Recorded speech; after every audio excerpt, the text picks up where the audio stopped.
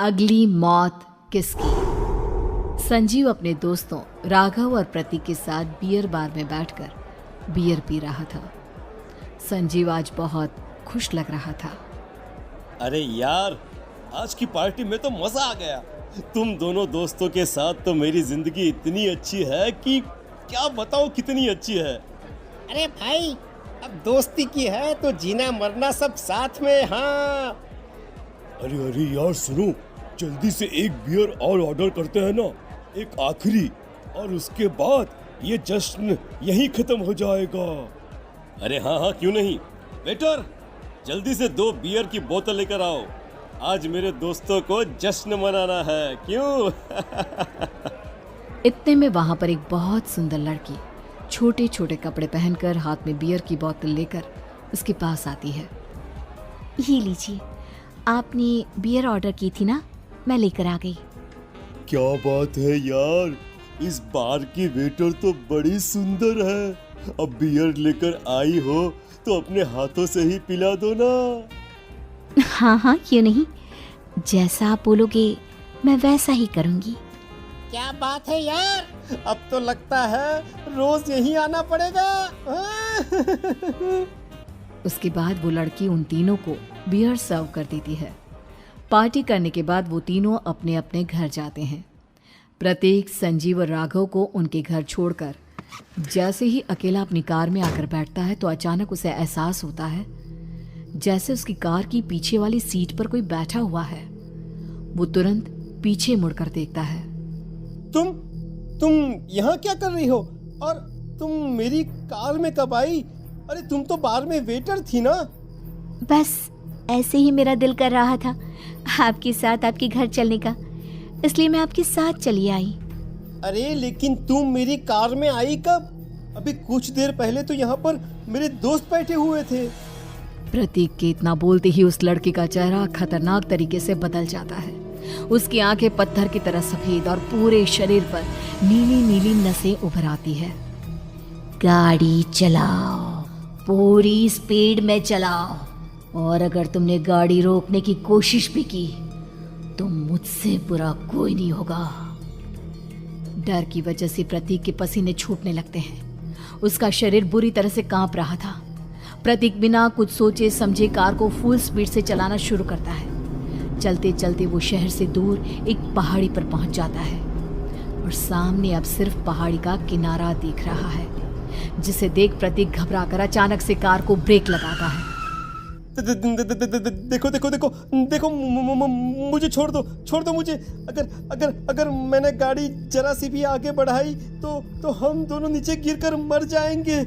ये तो तुम्हें पहले सोचना चाहिए था ना। अब कुछ नहीं हो सकता।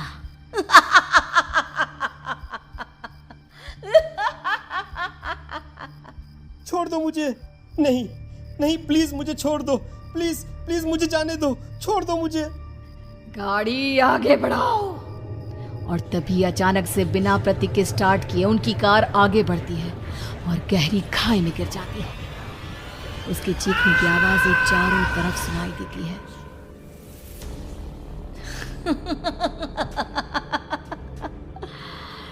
तुझे मारकर मेरे कलेजे में जल रही आग को थोड़ी शांति तो मिल गई, लेकिन अभी ये कहानी खत्म नहीं हुई। और फिर अगले दिन राघव और संजीव को पता चलता है कि प्रतीक की पहाड़ी से नीचे गिरकर मौत हो गई। अरे कल रात की तो बात है यार, हम सब बैठकर पार्टी कर रहे थे, लेकिन मेरी एक बात समझ में नहीं आ रही। राघव शहर से इतना बाहर उस पहाड़ी पर इतनी रात को क्या करने गया था? अरे यार, वही सोचकर तो मैं भी परेशान हूँ। हम दोनों को छोड़ने के बाद तो वो सीधा अपने घर जाने वाला था, और वो आत्महत्या क्यों करेगा भाई? कल रात तक वो कितना खुश था, हमारे साथ सेलिब्रेट कर रहा था। हाँ, लेकिन पुलिस ने तो यही कहा है कि प्रतीक ने अपनी कार को जानबूझकर पहाड़ी से नीचे गिरा दिया और आत्महत्या कर ली। अरे यार संजीव, मेरी तो कुछ भी समझ में नहीं आ रहा है।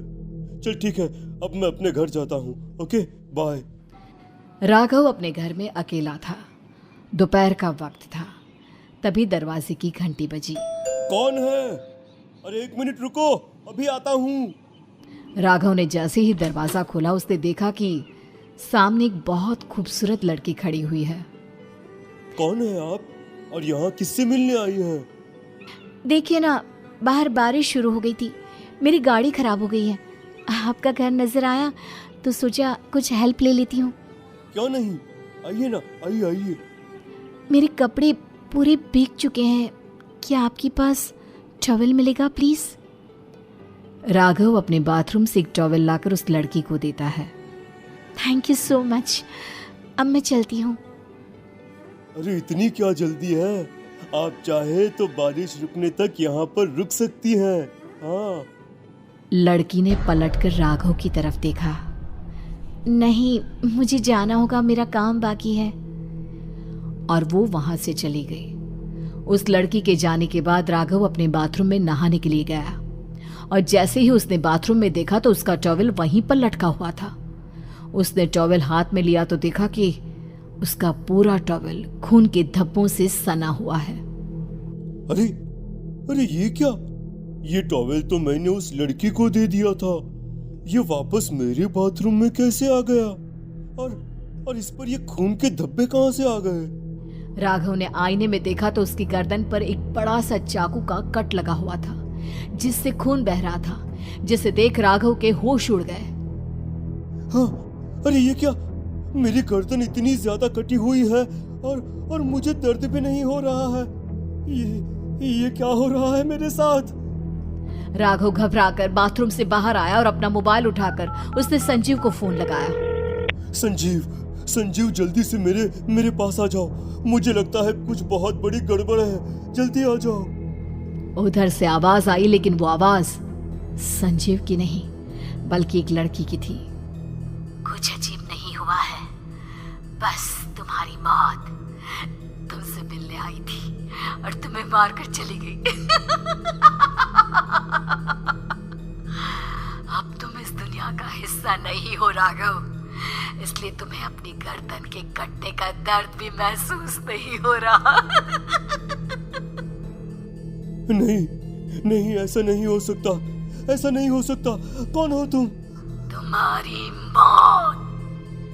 अब संजीव के पास खबर पहुंचती है कि राघव ने अपने ही घर में चाकू से गर्दन काटकर आत्महत्या कर ली।